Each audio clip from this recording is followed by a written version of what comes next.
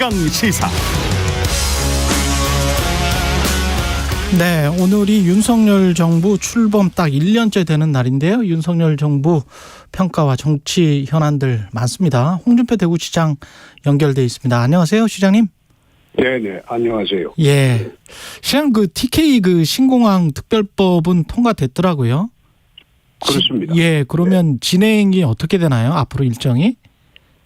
그게 이제 TK 신공항에 대해서는 국민들이 오해가 좀 많은데, 예, 그게 공항 포퓰리즘이라든지, 예, 그런 게 아니고, 예, TK 신공항은 도심에 있는 공항 소음 때문에 그 정부가 대구시의 주민들한테 그 소음 피해 보상금을 매년 200억 이상씩 지급하고 있어요. 중앙정부가요? 그렇습니다. 예. 그게 지금 5천억이 넘었어요. 아, 그동안 지급한 액수가? 그렇습니다. 예. 도심공항이 이게 이제 소음 때문에 그 주민들이 고통이 굉장히 심해요. 전투기 소음 때문에. 예. 그래서 그거는 이제는 안 할 수가 없어요.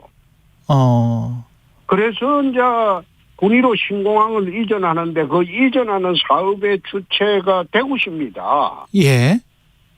이게 기부대 양료 방식으로 하기 때문에 공항 이전 터를 대구시가 이제 양도를 받습니다. 한 200만 평을. 아, 예. 근데 그게는 공항을 완성시켜가지고 이주를 해주고 난 뒤에 받는 겁니다. 그게 기부대 양료거든요. 예. 근데 기부대 양료 방식으로 하려고 하니까 대구시를 믿고 이 공항을 지으러 오는 사람들이 없어요. 민간에서 투자를 안 해요. 예. LH도 안 하려고 해요. 예. 어떻게 그게 15조 사업인데 대구시에서 전부 관리하는 사업인데 대구시를 믿고 어떻게 하겠습니까? 그래서 특별법에 돈이 부족할 경우에 국가가 지원한다는 조항이 들어간 거예요.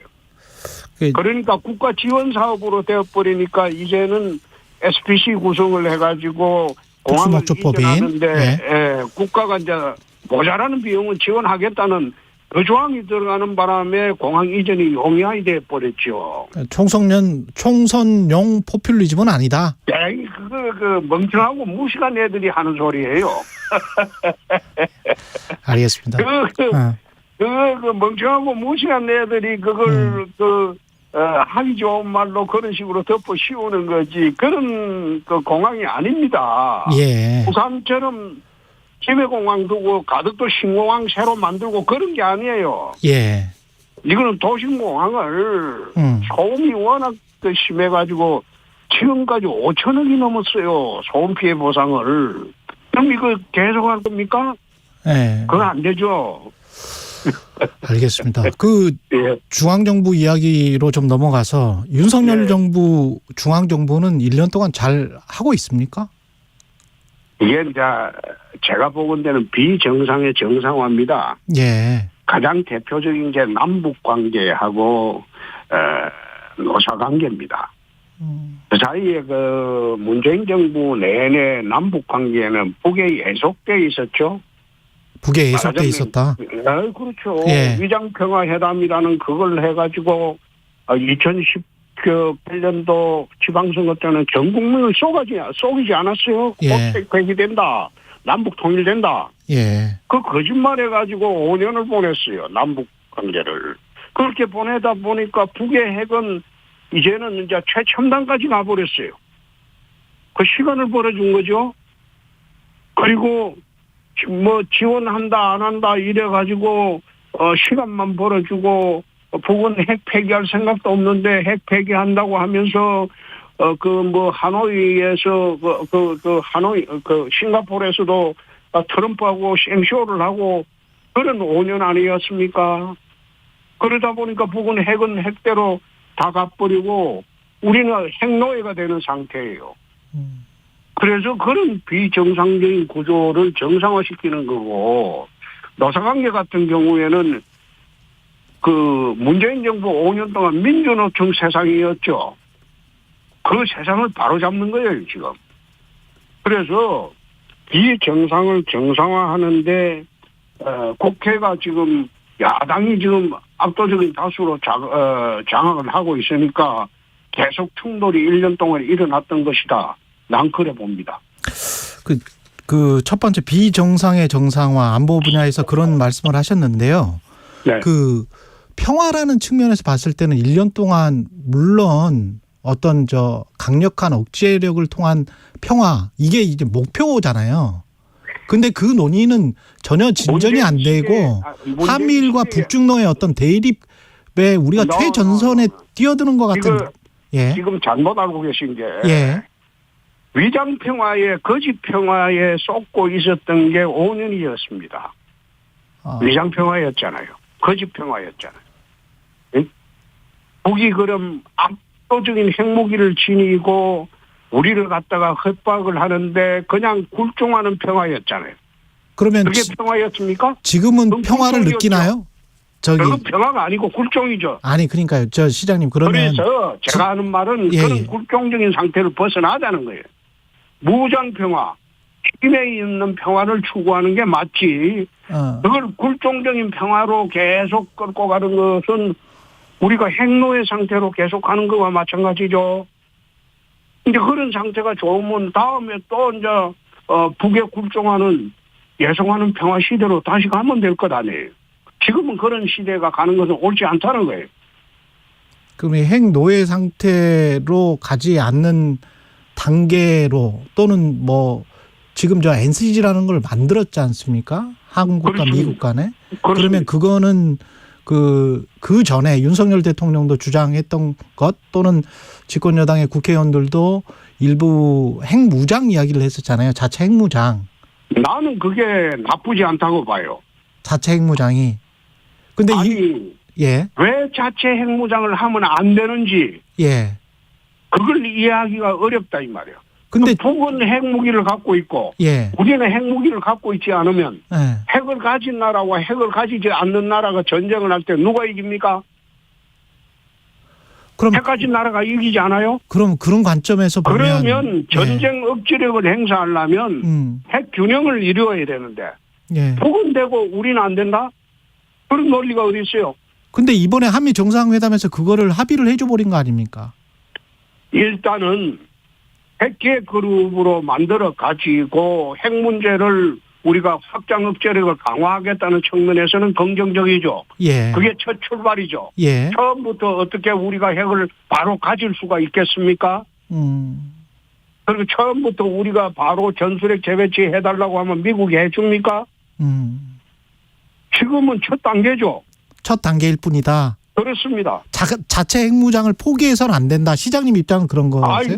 저는 포기해서 안 된다고 보죠. 미국은 우리나라가 워낙 지금 핵무장론이 국민 70%가 찬성을 하고 있기 때문에 그걸 잠재우기 위해서 양보를 해준 거 아니에요. 워싱턴 선언에서. 근데 그 정도 양보를 얻어낸 것은 첫 출발이에 불과하다 이겁니다. 그리고 아까 말씀하신 것 중에 또 이제 두 번째가 민주노총 세상인데 이었는데 그거를 정상적으로 바꾼 거다. 이렇게 말씀하신 거잖아요. 바꾸고 있는 과정이죠. 바꾸고 있는 지금 과정이다. 노동개혁의 본질이라는 거는 지금 정부하고 노동부하고 용산 대통령실에서 잘못 시그널을 보냈어요. 그게 노동개혁의 본질은 강성 귀족노조의 폐악질을 갖다가 지금 없애는 그게 노동개혁의 본질이 되어야 되는데 마치 근로조건이 69시간 근무 그걸 갖다가 앞세워 가지고 잘못된 프레임에 빠졌기 때문에 지금 그 어려움을 겪고 있는 거예요.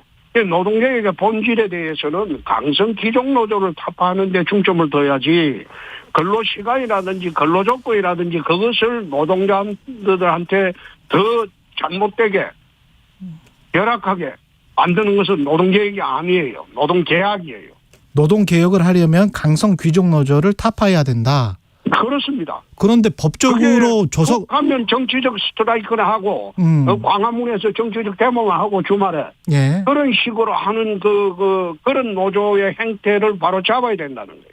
어떻게 바로잡을 수 있을까요? 구체적으로 강성 귀족 지금 노조를 하고 있잖아요. 그 회계 부정하는 거 하고, 예, 그리고 건폭 노조 잡는 거 하고 이게 다 그런 과정 아닙니까? 건폭 노조도 강성 귀족 노조 강성 귀족이 아니라 그 배양 노조죠. 폐양 노조다. 그런 거기는 식으로 하면 안 되죠. 건설 현상에서 그런 식으로 앉아서 하면 안 되죠. 근데 시장님도 잘 아시다시피 이게 노동이라는 부문이 하나만 이렇게 뚝 떼어져 있는 게 아니고 산업이랄지 가불관계랄지 하청과 재하청 구조랄지 여러 산업 구조와 연계가 돼 있잖아요. 그래서 그렇죠. 산업개혁과 노동개혁이 같이 이렇게 가야 되는 거 아닌가요? 같이 갈 수 있으면 좋겠죠. 예. 같이 갈 수 있으면 좋겠죠. 그런데 이제 그거를 윤석열 정부가 그 상대적으로 그러니까 기업인과 비교해서입니다. 기업과 비교해서 상대적으로 약자인 일부 노조의 모든 책임을 전가하면서 그쪽만 때리고 어떤 산업계 전반의 개혁이랄지 경제개혁이랄지 이런 거는 좀 등한시하고 있는 건 아닌가요? 그건 좌파들 주장이죠. 그건 좌파들 주장입니다. 그거는 우리나라가 지금 좌파 정권 들어오고 우파 정권 들어오고 이렇게 이제 번갈아 들어오잖아요. 예. 들어오는 시대를 지내면서 지금 그 노동조합 특히 민주노총 예를 들면 예. 민주노총하고 기업 관계는 갑을 관계가 바뀌어져 있어요 지금. 갑을 관계가 바뀌어져 있다. 갑이에요. 민주노총이 갑이고 기업가들이 을이에요 지금. 적어도 민주노총에 한해서는 지금 갑을 관계가 바뀌어져 있어요. 네. 그래서 외국의 외투 기업들 왜 투자를 안 하는 줄 압니까? 제조업을? 그건 강성 노조들 때문이에요. 지난번에 그 기가 팩토리가 들어온다고 한참 말이 있었을 때 내가 절대 안 들어온다고 했어요. 그 당시에 기자간담회 하면서 기가 팩토리 들어올 수 있으니까 대통령이 그 앨런 머스크하고 통화를 했으니까 전국적으로 17개 지방자치단체에 그걸 신청하라고 했어요. 근데 하지 말라고 했어요. 절대 안 들어온다. GM이 한국에 들어가서 사실상 철수를 해버렸고 마인드라가 그 자동차 인수하고 또 사실상 철수를 해버렸는데 그거 강성 노조들 때문인데 그거 보고 기가팩토리 앨런 머스크 같은 사람이 한국에 오겠냐? 절대 오지 않는다. 안 왔잖아요. 인도네시아 갔잖아요. 예. 마찬가지로 외국의 외투 기업 중에 제조업하는 회사는 한국에 안 들어옵니다. 알겠습니다. 들어올 수가 없어요. 예, 알겠습니다. 임금도 높을 뿐더러 강성 노조들이 있기 때문에 기종 노조들이 그러면 저희는 항상 임금이 낮고 외투 기업이 들어오기 위해서 임금도 낮고 노조 활동도 안 해야 되나요? 억지 같은 질문이 어디 있어요? 아니 지금 말씀을 그렇게 다른 질문하세요. 그건 억지예요. 그렇습니까? 오염수 관련해서는 지금 일본의 경제상이랄지 외무상은 검증이 아니고 그냥 시찰이다. 평가를 하는 게 아니다. 한국 정부가. 이렇게 지금 이야기를 하고 있는데 우리가 가서 뭔가를 변화를 주는 어떤 진짜 검증을 할 수가 있나요? 글쎄요. 검증하러 가야 되겠죠. 예. 그것이 오염수 후쿠시마 해수 오염수가 태평양에 흘러나가면서 우리나라 들어올 가능성이 있는지 태평양에 나가서 그게 이제 사실 지난번에 보면 얼마 전까지 해양 투기를 우리가 오염 물질을 해양 투기를 한 사실이 있어요. 지금은 거의 금지됐겠지만은 국내에 나오는 오미 썩은 맞아요. 찌꺼기 KBS가 보도한 겁니다. 그것을 해양 투기를 해왔다고. 예, 맞습니다. 각 나라들이. 근데 그게 금지가 돼 버렸잖아요. 왜 태평양에 인도양이나 이런 데 해양 투기를 했냐면 거대한 바다가 그 자연 정화 능력이 있다고 보고 해양 투기를 했거든요. 그때 또 일본은 또 한국 정부에 얼마나 항의를 했습니까? 아니. 그게 우리나라도 해양 투기를 했어요. 그러니까. 다 했죠. 세계가 다 했는데 그게 이제 자연 정화 능력이 있다고 보고 해양 투기를 했는데 그게 이제 바다를 오염시키는데 큰 역할을 하고 있다. 이래서 이제 금지가 됐잖아요. 그 후쿠시마 배수도 예. 그런 측면에서 바라볼 수가 있지 않을까 나는 그래 봅니다. 그게 예. 해양 투기가 돼 가지고 그것이 이제 태평양에서 자연 정화가 되느냐? 자연 정화가 안 되고 그게 이제 태평양에 오염을 시키고 주변국에 해악을 끼친다면 해서는 안 되겠죠. 해서는 안 된다. 아니 그렇겠죠. 그런 전제로 선다면 우리가 그 온이라든지 이걸 해양 투기가 금지된 그 정신에 비추어 보면 해양 투기를 하면 안 되겠죠. 근데 저 사람들은 처리수라고 부르면서 그러면서 이게 깨끗하다. 뭐 이렇게 지금 주장을 하잖아요. 깨끗하면 왜 밖에 내보냅니까? 그렇죠. 깨끗하면 저 가다 놓고 있지. 거기서 물고기도 키우고. 예. 아니 물고기 실제로 그래 하면 키운대요. 되잖아요. 예. 예. 그러니까 깨끗하지 않으니까 투기를 하려고 하는 거죠. 투기에는 반대를 하신다. 예. 반대를 하고 안 하고 그게 태평양 전체나 바다에 미치는 영향. 오염 그리고 한국에 미치는 그거 다 우리가 알아보고 예, 예. 우리가 허락하고 허락 안 하고 할 사안은 아니지 않습니까? 자기 나라가 지금 그렇게 하려고 하는데 우리한테 나쁜 영향이 오면 그게 이제 외교적으로 어떤 영향을 끼치느냐 그 문제에 불과하겠죠. 정부 그렇지 않습니까? 예, 그러면 정부가 최소한 뭐 안 된다라고 이야기를 하거나 이런 공식 입장을 발표해야 되는 거 아닌가요? 검증단이 시찰단이 갔다 오면 그 정부에 안 맡겨 봅시다. 어떻게 하는지. 정부에 맡겨 봅시다. 예. 그리고 저 시장님 지금 당 상임고문에서 해촉된 이후에 처음 인터뷰를 하시는 거거든요. 최강식 사랑. 인터뷰 잘 안 해요. 예. 그러니까요. 인터뷰 잘 안 해. 예, 예. 해촉 사유에 관해서 여러 추측들이 나왔었는데 예. 어떻게 생각하세요? 아이고, 상임고문에 2012년도 임명이 됐을 때 예. 내 스스로 사퇴했습니다. 예. 아직 뒷방 늙은이가 아니다. 예. 그때 2012년도 위촉됐을 때 당대표하고 나면 위촉이 되거든요. 예. 근데 스스로 사퇴했어요. 예. 아직 현역이다. 예. 이번에 위촉돼 갖고 중앙정치에 관여할 기회를 줬다고 해서 이제 위촉이 됐는데 도와달라고 해서 예. 아마 김기현 대표는 도움이 안 된다고 본 모양이죠. 그래서 해촉했겠죠. 도움이 안 된다라고. 지난번에는 예. 2012년도에는 내 자진 사퇴를 했고 이번에는 김기현 대표가 해촉을 했는데 예. 좀 옹졸하지. 옹졸하다. 김재원이나 태영호는 최고위원으로서 당에 도움이 되고 있습니까? 전혀 안 되죠. 전혀 안 됩니까? 전혀 안 되고 예. 저 김기현 대표 난감할 거예요.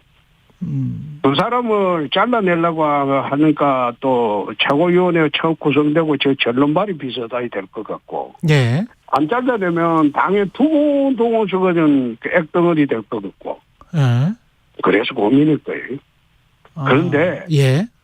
그냥 잘라내는 게 맞습니다. 잘라내는 게 맞다. 그렇습니다. 예. 잘라내고 어설프게 당권 정지해가지고 전론발이 최고위원들 그 회의 만들 필요가 뭐 있어요? 잘라내고 그 다음에 그 전국위원회를 통해 가지고 예. 보궐선거를 합니다. 예. 잘라놓을 때는 예예. 그 보궐선거를 해갖고 중량감 있는 사람들을 보시는 게 맞겠죠. 그래가 최고위원회가 제대로 기능을 행사할 수 있도록 하는 게 맞지. 둘이 어설프게 징계해가지고 그걸 당권 정지만 해가지고 최고위원 뽑지도 못하고 열 때마다 두 자리가 비어 있고 그렇게 하면 그게 당이 제대로 굴러가겠어요? 꼭 굴러가지. 그리고 자진 사퇴 운운하는데 예. 민주당과 달라갖고 우리 당은 그런 거 잘 안 해요. 자진 사퇴를 하면 안 된다. 예. 무슨 해악을 끼친다고 하면 자진 사퇴를 해버려요. 예. 자진 사퇴하고 나중에 이제 다시 복당하는 절차를 봤는데 우리 당은 죽어도 안 나가요. 시발로는. 그게 좋은 겁니까 나쁜 겁니까? 나쁜 거죠. 나쁜 거군요. 예, 헷갈려서. 그게 당을 위한 헌신이라는 게 없어요. 예. 지역심만 살아있고. 알겠습니다. 우리 당은 그런 거 없어요. 예. 나 이 당에 30년 있었어.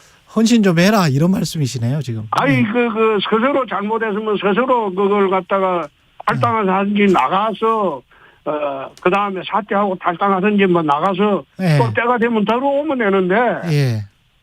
지금 송영길 대표도 보세요. 당에 그 문제가 되니까 딱 탈당해버리잖아요. 예. 그리고 다른 의원들도 보세요. 딱 탈당해버리잖아요. 내가 요즘 김남국 의원 보니까 저도 탈당 안 하고는 못 빼기겠더만. 예. 아마 그 민주당이 그거는 바라는 거예요. 알겠습니다. 그러고 난 예. 뒤에 정상으로 돌아오면 다시 복당하면 되죠. 여기까지. 민영배처럼. 시장님 앞으로 한 30분 정도 인터뷰 시간을 가져야 될 것 같아요. 20분 가지고는 짧은데.